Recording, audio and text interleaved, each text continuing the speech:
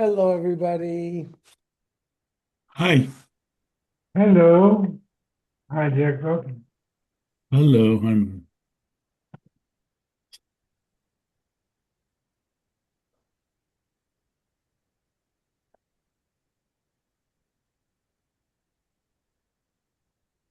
So,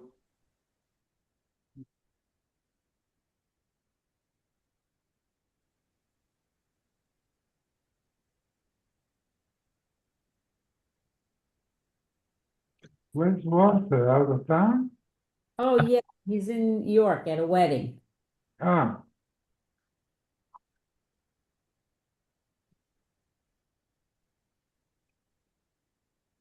are we on 283? Yes. Yeah. no, 280, 280. 280. Okay, that's what I thought. The muktzah status of shells and peels. Food waste such as skin, shells, peels, and bones is an example of muktzah machmas gufo, an animal.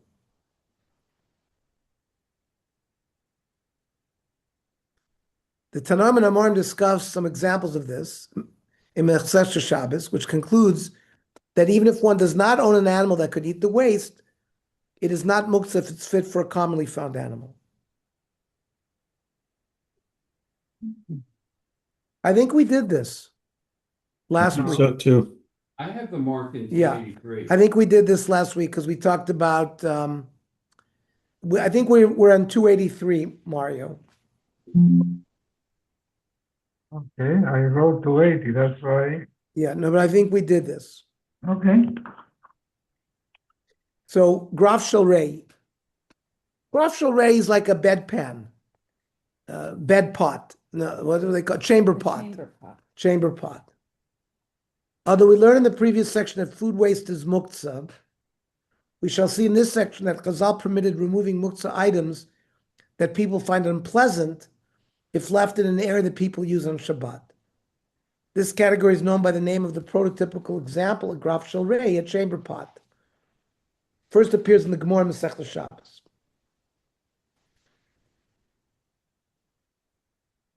Al tzoa shel tarnagol mipnei katan.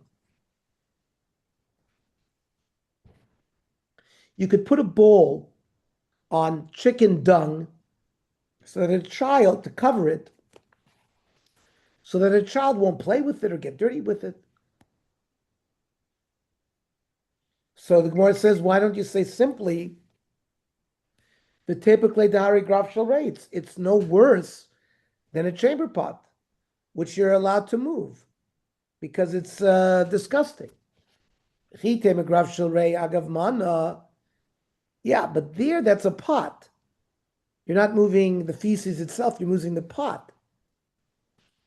But but maybe you would say the dung itself you can't move. There was a mouse that was found among spices in the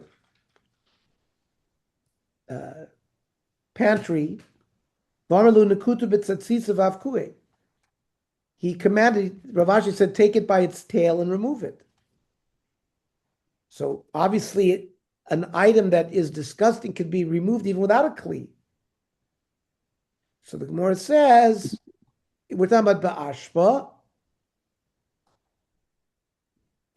In a garbage dump, it wasn't in the house. In the house, you'd be able to move it directly. But this is a place that's full of this kind of stuff, so you could conceal it but not move it. And the Shulchan Aruch rules, kol davar metunav, something that's dirty, vomit, feces, right? Go and rave, the right? That somebody vomited, ben shalot and ben shel targum, whether it's human, from a chicken, v'chayotz ben, imayu b'chatzer sheyoshvim ba, if it's in a courtyard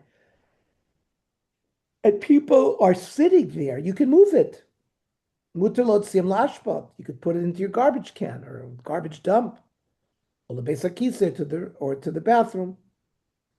Even without a kli. If nobody uses this chutzner, then you can't move it. The Mishnah writes that based on this leniency, a collection of many bones or peels that is repugnant to a person can be removed. In this kapsu arbe yachad, if you have a bunch of peels or shells, a lot is gathered, umos alav, and it's disgusting, to leave it lanichan kach ala shulchan, to leave it piled up there on your table, mutter lavir and be a daim. It's like a chamber pot. The Hilchos Shabbos provides other examples, including a trash can with an unpleasant smell and a bag of garbage. In the Gemara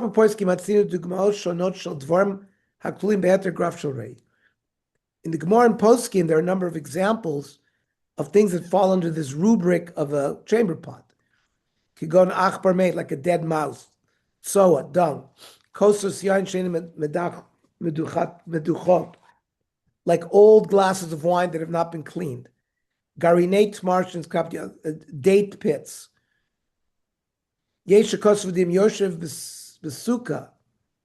If you're in a sukkah, the kisme aschach noishrim arbel shulchan, and a lot of pieces of schach have fallen down on the table. Adavar mosalav, and it's disgusting. It's like a chamber pot, and you can remove it.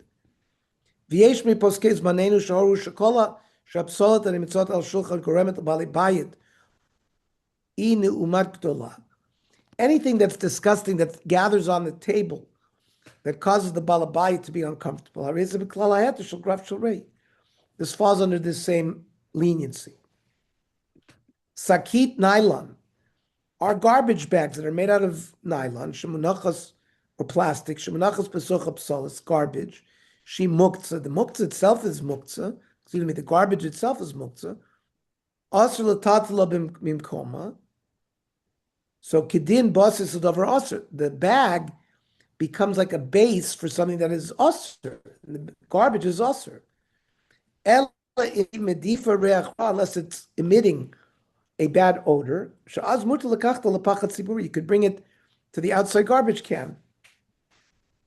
Pachashpa, a garbage can, hamedifrech, that is not smelling well, lo naim. Uvnei adam shohim ovrim b'samuch lo, and people are nearby. Ve'adaber mosalem, and it's disgusting. Mutter lo tzil chutz ulerokno. You can take it outside to your main garbage can and empty it. As long as your garbage can is in an enclosed reshus hayachid, so that you're not violating any carrying malacha. The Piskei Tshuva notes that one may not take out or move the trash can until it is full or one can already smell it, as otherwise it has the status of muktzeh that is not yet a graf shel rei. He's dealing with garbage cans in a house or a chutzner. If it's not overflowing full, it doesn't have a foul smell, you can't move it. If it is emitting a foul smell, and it's going to smell more on Shabbos, you can take it out and remove it. You know it's going to develop a smell, even though now it's not developing a smell. There are two possible ways to defend the practice of moving a trash can to the table to clean up or take the trash out before it is full, before it becomes a graf shel rei. First, the Shmir Shabbos Hilchos rules that food that is edible for animals is not muktzeh, even after it's thrown into the garbage. If so, much of our garbage consists of items that are not muktzeh, and the trash can would be treated as containing both muktzeh and non-muktzeh items, which means that it's not muktzeh. However, Rav Shlomo Zalman Auerbach questions this approach, because perhaps merely placing something in the garbage renders it mixed automatically, as no one would ever use it again. The second defense is based on the Chut HaShani, writes that if the only way to remove graf shel reis is to move another muktzah item, it's permitted. Therefore, one could bring the trash can to the table if that's the only way to remove the food waste, if the food waste qualifies as graf shel reis.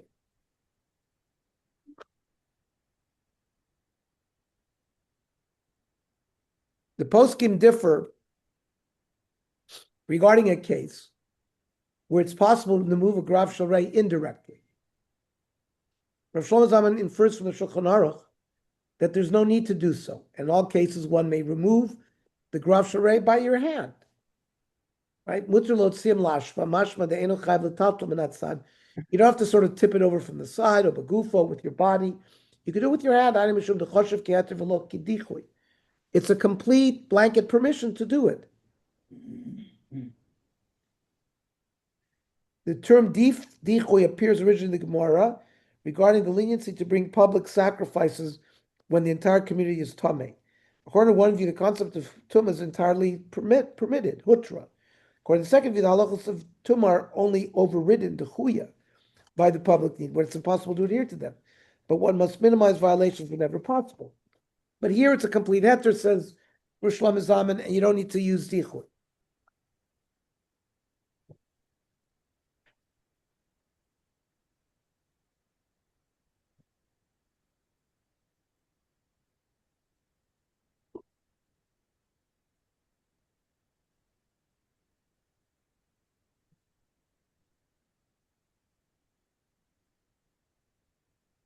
Rav Moshe Feinstein writes that it's preferable to remove the graf shel reis indirectly. Let's say you can scrape away the graf shel reis. You scrape away peels using a knife, and you don't have to put it in a dump and then wait till it becomes smelly. He says mutav shigar al yedei sakin. You scrape it away with a knife. Rav Yitzchak Yosef says the same thing. In iskaptzu harbe klipos ala shulchan, if there's a lot of shells that have gathered on the table, and it's disgusting to leave it on the table in that fashion. You can remove it with your hand. The shells become graf shel reis. It becomes disgusting. You don't have to move to a different table. You can clean them off.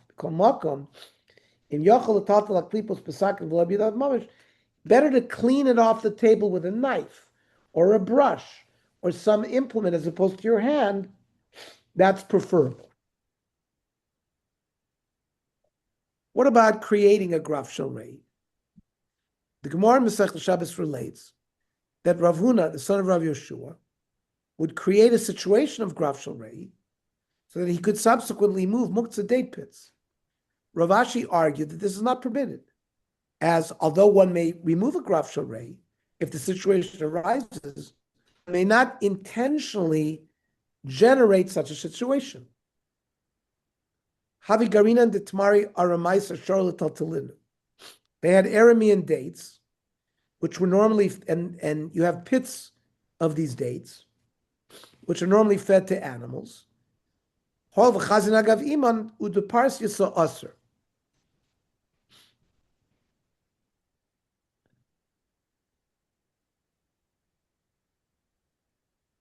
You can move the dates, they're fit, because you can feed them to animals. But the Persian dates, they're high quality. They're not normally designated for animal use. And therefore, you can't move their pits because they haven't been set up for that. Rav Huna ben Yeshua Avid Luka graf shel reis.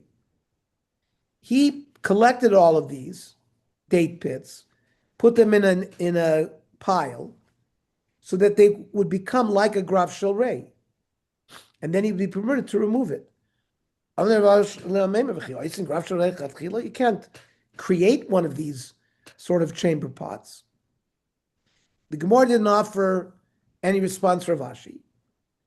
implying that the final halacha is indeed that you cannot intentionally create a graf shalrei. In another Gemara, Masechta Beitza, there was a leak in Abaya's mill house. Rabbi instructed Abaya to move his bed into the mill house because then any disgusting thing where he's living could be moved.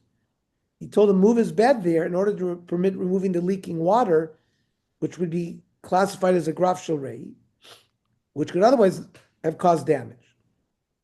Abaya questions whether this is permitted, and he concludes that he should not have questioned the ruling of Rabbi, his teacher. Beirachi da abed doluf. The mill of Abaya became wet through a leak. Also, he went to Rabbi to ask for an eitzah. Bring your bed there. Then the buckets that are catching the water, they're muktzeh because you can't drink them. And basically, by moving his bed in there, they were made like a graf shalrei, which can be moved if it's repulsive. Yosef Abaye v'kakashalei. So Abaye had a problem. You can't make a graf shalrei lechatchila. Meanwhile, his grind house where he milled wheat collapsed. Omer Tesli the Avri Admar. It was like a punishment. He should have listened to his Rebbe Rabbah. Tosfos raises the question of the apparent contradiction between the different conclusions of the Gemara regarding creating graf shalrei. In Rav Ashi's case, it seemed to imply that you can't do it. And here, because Abaya's mill, he didn't listen to the heter, and it collapsed, so it looks like it's conflicting psak. So Tosfos gives two reconciliations. Creating a graf shalrei is permitted to prevent financial loss. That's why Rabbah permitted Abaya to do it in his business by the grind. He had a mill.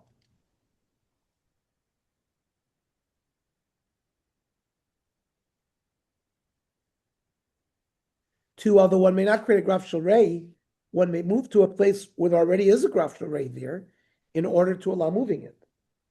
Says Tosfos, Avagav Darminan le'el perik yontif. They notice in graf shalrei l'chatchila. That was Rav Ashi.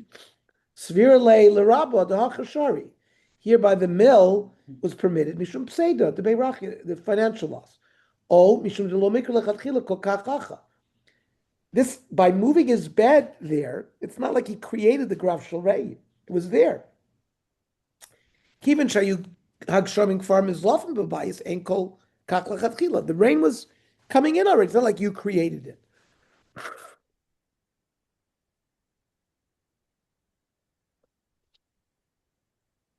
The Shulchan Aruch appears to rule stringently, in accordance with both resolutions of Tosfos, that you can never lechatchila create a graf shalrei ab initio, and it's only permitted to move the place of an existing graf shalrei in order to prevent financial loss.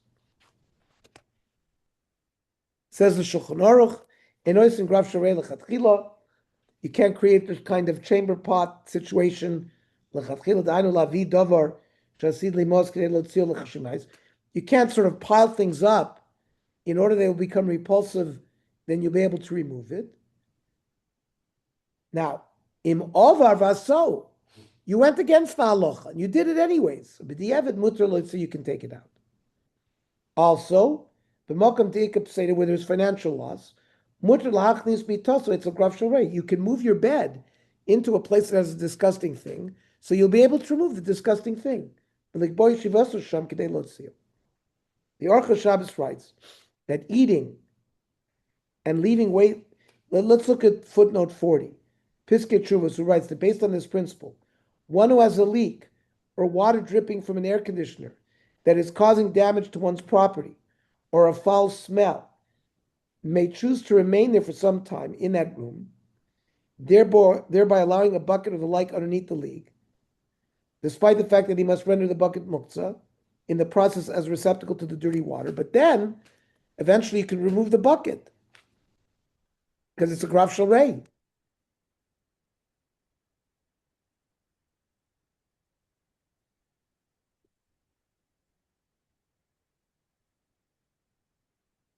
Orcha Shabbos writes that eating and leaving waste in a normal manner is permitted, as this is not considered intentionally initiating a graf sharei. Rishai adab lachol liad hashulchan macholim asher absol shlem hi muktzeh. You can eat foods at the table where the waste is going to be muktzeh, like shells of nuts or peels. You're going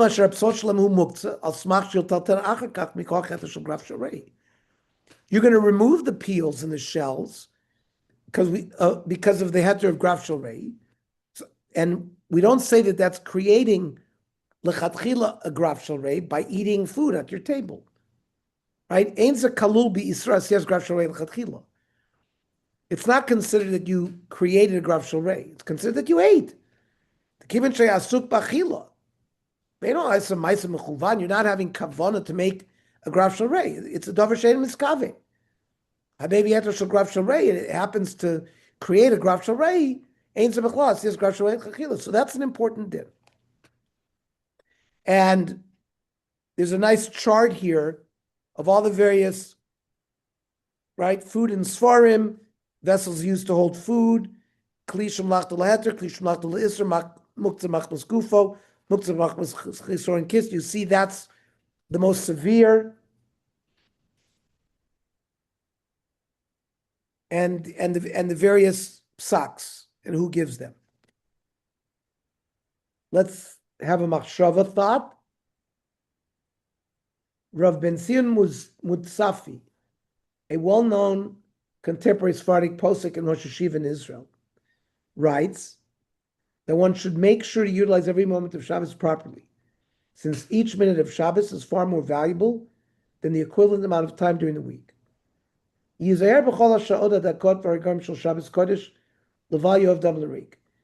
very careful for every hour, minute, and seconds.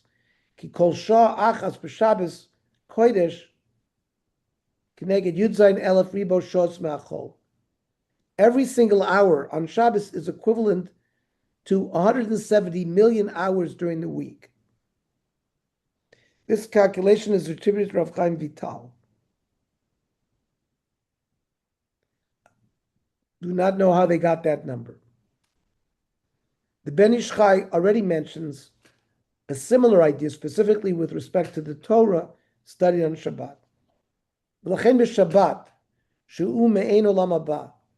Shabbat is like a little bit of Olam Haba.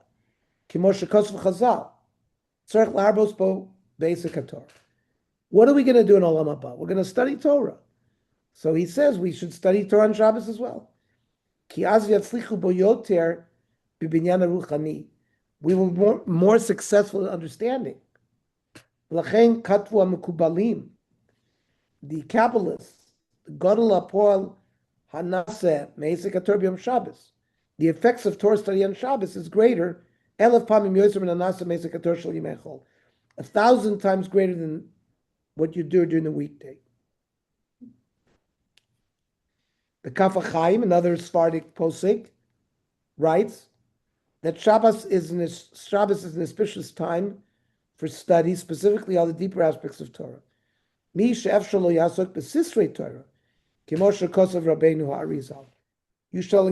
study the secrets of Torah. Ramutzafi writes that Sephardim often study Zohar or other Kabbalistic works together in a group setting on Shabbos afternoon.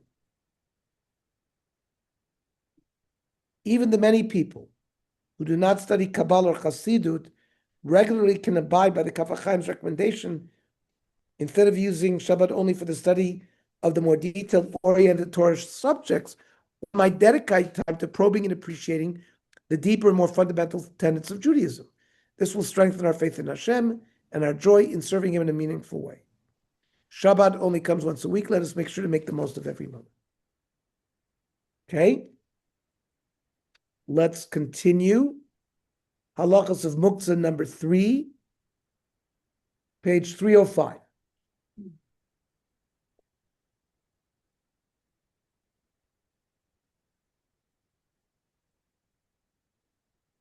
In the previous two shiurim, we discussed many of the different types of muktzah.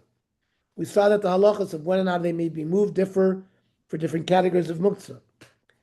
In this final shiur on muktzah, we will examine some of the principles relating to placing a muktzah item on top of a permitted item and whether one may move muktzah items in an unusual manner.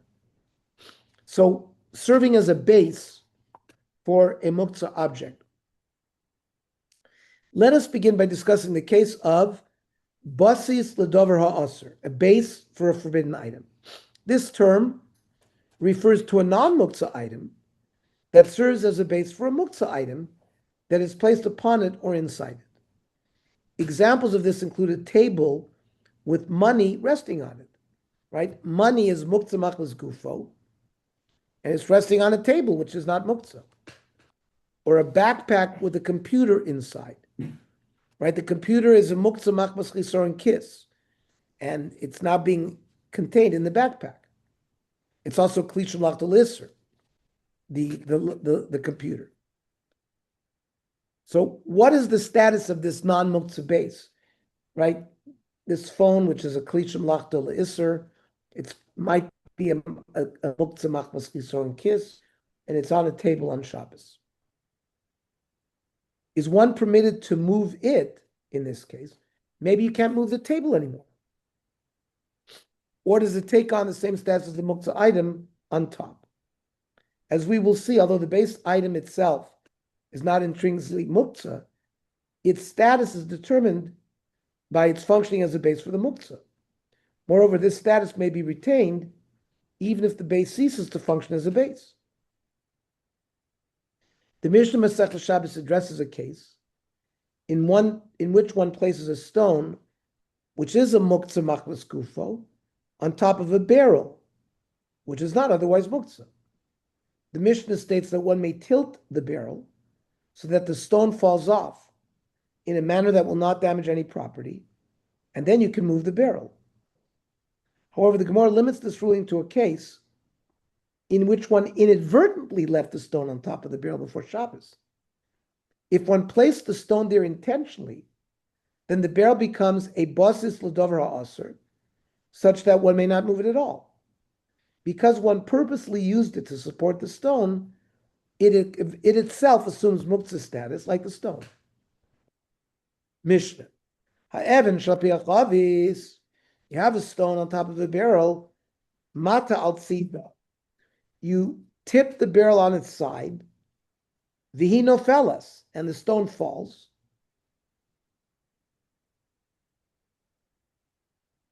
Haisa ben chavios.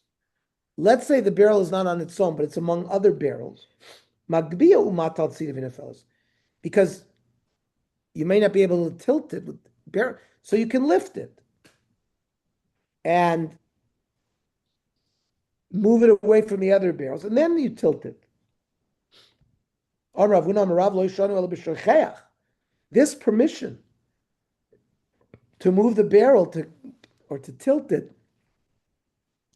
is only if you, from Erev Shabbos, you had forgot and you had put a stone there. If you purposely placed the stone there, Ledavar also becomes a basis, and therefore it's treated like the muktzah item itself. In accordance with this Gemara, if one places money on a table or a laptop computer inside a backpack, the halacha depends on one's intent. If one had not intended for the money or computer to remain there on Shabbat, you just forgot it there, but forgot to remove it, then one may tilt the base so that the muktzah falls off the table or out of the backpack. And then you could use the backpack for whatever you want to use it for.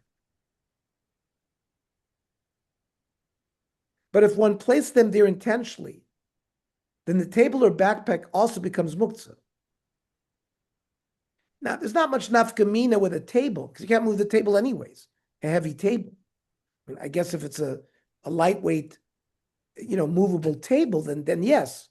If let's say it's a folding table that you opened up and there's something muktzah on it, then you'd have a problem to move that table on Shabbos.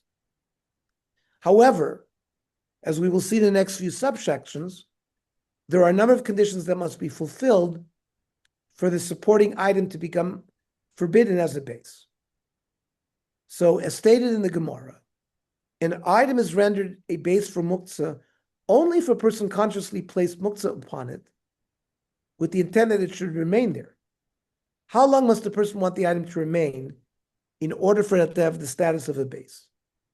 The Beis Yosef cites a dispute among the Rishonim regarding one who placed a muktzeh object upon another item on Friday with intent to remove it on Shabbat itself, as some consider this a case of forgetting.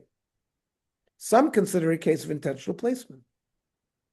Says the Beis Yosef, Akein Omer Rabbeinu Tam, Delo Chashav K'meiniach. If his intent was to remove it on Shabbos, he didn't want it be there the whole Shabbos, it's considered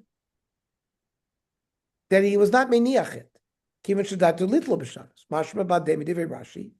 The kol sheniach al dat sheisharu sham b'knisas Shabbos. But Rashi learns that if you place something there on Friday with the intent that it should be there as Shabbos comes in, afal pi shadatu litlo b'Shabbos mikra meiniach.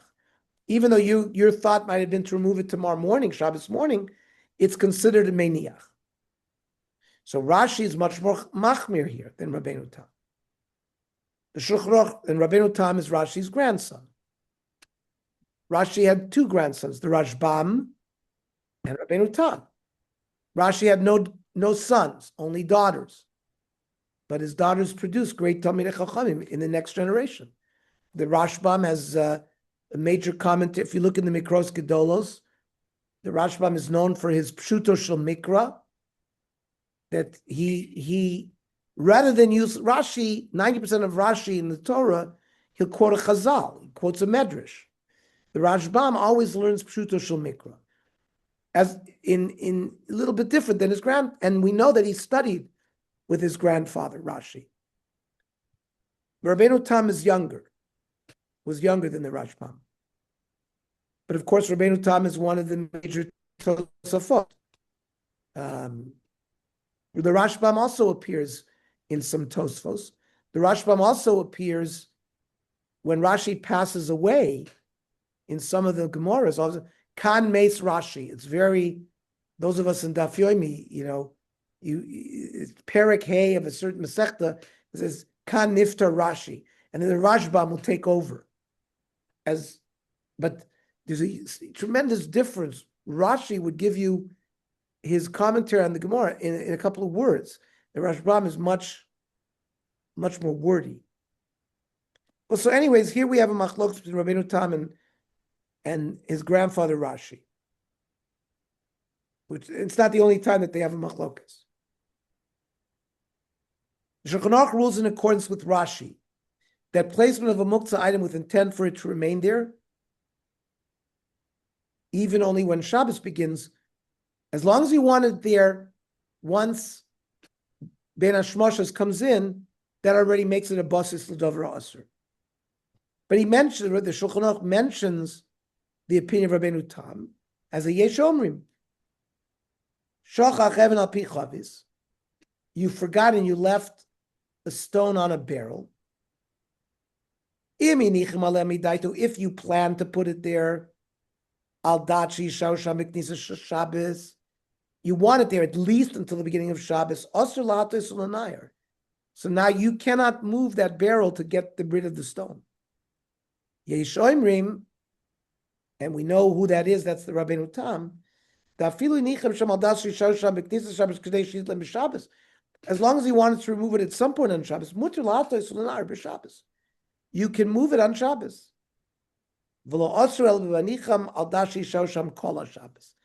according to Rabbeinu Tam, it only becomes a basis Ledavar Haassur if your intent was to leave it there the whole Shabbos.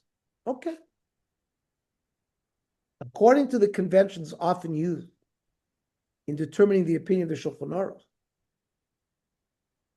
what the Shulchan Aruch presents a first position anonymously, and a second opinion as a Yesh Omrim. Some say the halacha follows the first opinions.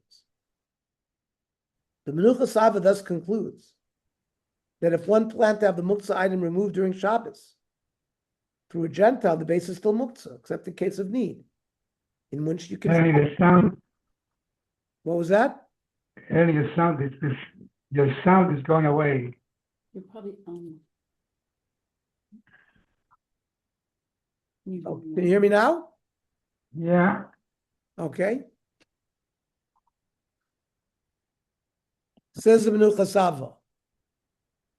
Yeshoimim shein dover mutter naser sposis l'dover aser. Elim choshev laniach alav dover aser b'meshach kol haShabbos.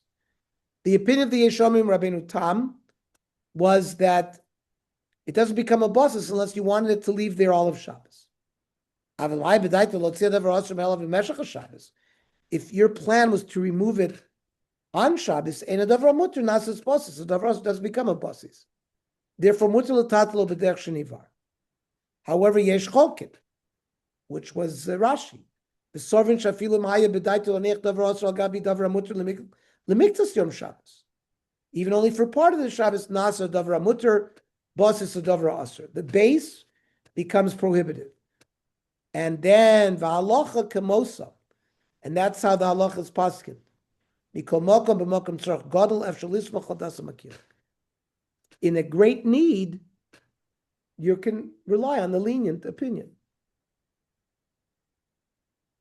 Intentional versus unintentional placement. There are other conditions that must also be fulfilled in order for a permitted object to be classified as the base for a forbidden item. Basis l'davar aser. As brought by the Mishnah Berurah, the Magen Avraham rules that the muktzah item must have been placed intentionally on top of the base. If one did not specifically intend for the muktzah item to be on top of the non-muktzah item, but the person placed it there thoughtlessly, or maybe because there was no space anywhere else, he would have placed it somewhere else, but there was no other place, so he put it on top. Then the non-muktzah item is not rendered a basis, though one still needs to shake off the muktzah item before moving the base. You can't, let's say you want the base, you can't move it unless the muktzah item is shaken off of it.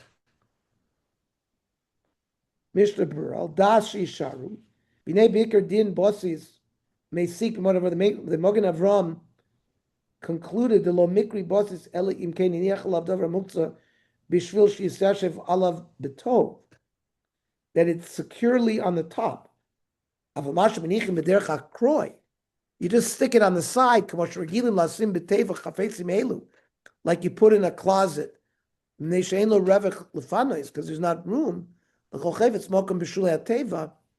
the bottom, so that's not considered that you purposely placed it. It's considered shecheach, as if you forgot. Then you can the base could be moved after you shake off the muktzah item.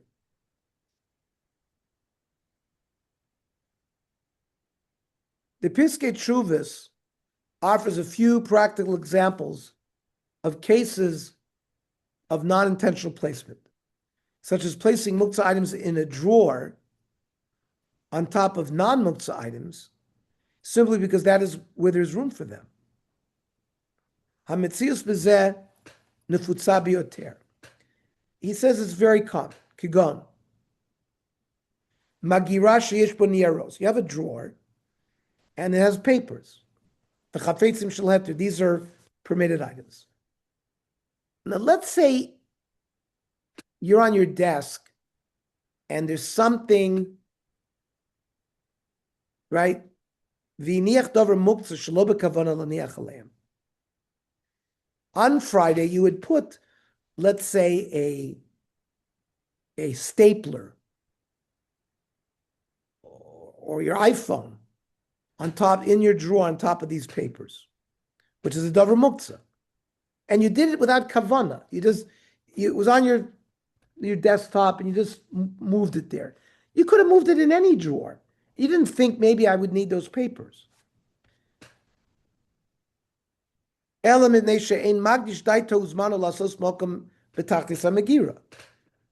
have in mind or time, whatever, to make a place for it in the bottom of the drawer.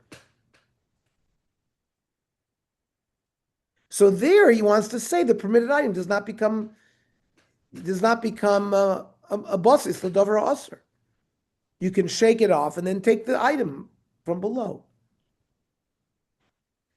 This also includes Yalkut, a backpack, umizvada, suitcase, vatik, a purse, divrei muktzah al divrei heter. There are muktzah items that are placed on permitted items. Or tik talit utfilin. This is very common. You travel. You normally have a Shabbos talis, which is in a separate bag. And then you have your regular talis and tefillin, and maybe your tefillin bag is in the talis bag. It's exactly what I have. So you have a talis and tefillin, shatfillin munach mal talis shelo b'chavana tchila. You didn't have in mind, and you only need your talis on Shabbos. Your tefillin bag is muktzah. You're not allowed to put on tefillin on Shabbos, it becomes muktzah. How do you get to your talis? But you didn't have in mind when you put it there, you just didn't have room. Either you didn't you didn't pay attention, or mine machalim bilti muvushalim, you have uncooked foods, you can't eat them, that are in a drawer or b'makar or in a refrigerator on top of food items that you can eat. And it's only there because he didn't have enough room.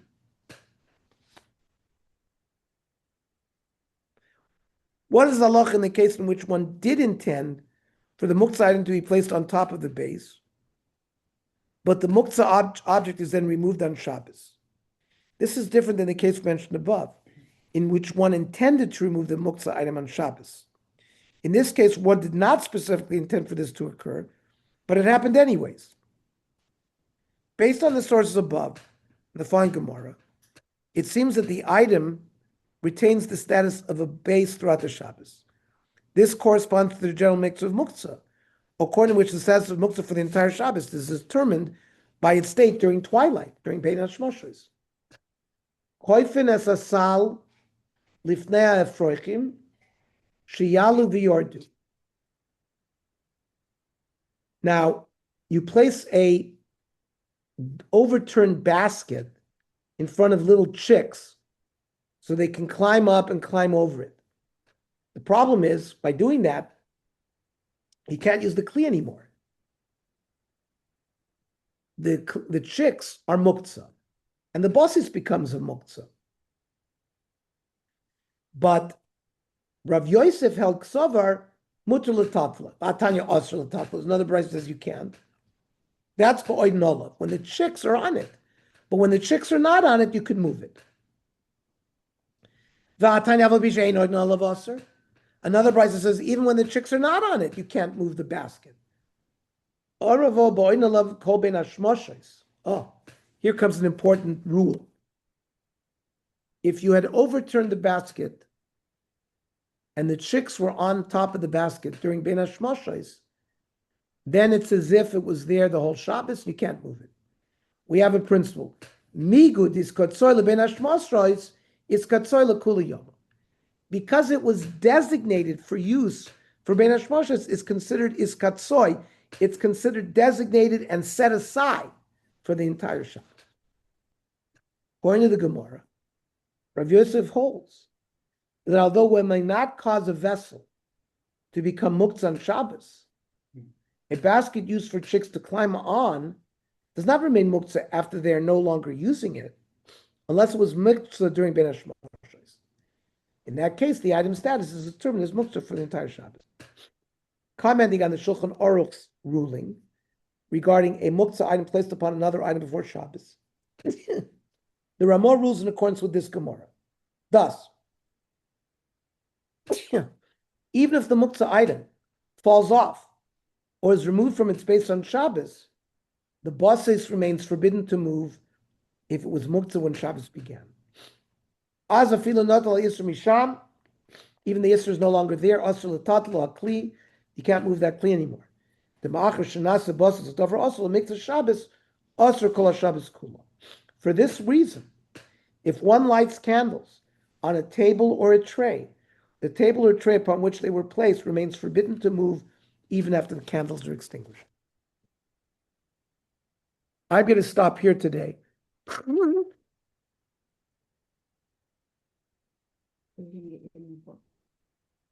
No, I don't. I think we're going to be dealing with this book for the next week as well. But the book is coming. I should be able to distribute maybe next week. Hopefully, it'll. I don't have it yet, but hopefully, you haven't seen any boxes, right? They said. It's only have a couple of weeks. Say again. It's only a couple of weeks. Okay, so we have time. Any questions or comments or wrote? Okay, so next Tuesday night, 8:00. Yes, Hashem. Have a great Shabbos, Be everybody. well. I Shabbos. hope everybody had a good Shavuos. Yes, Baruch Hashem. Take care. Be well. Bye.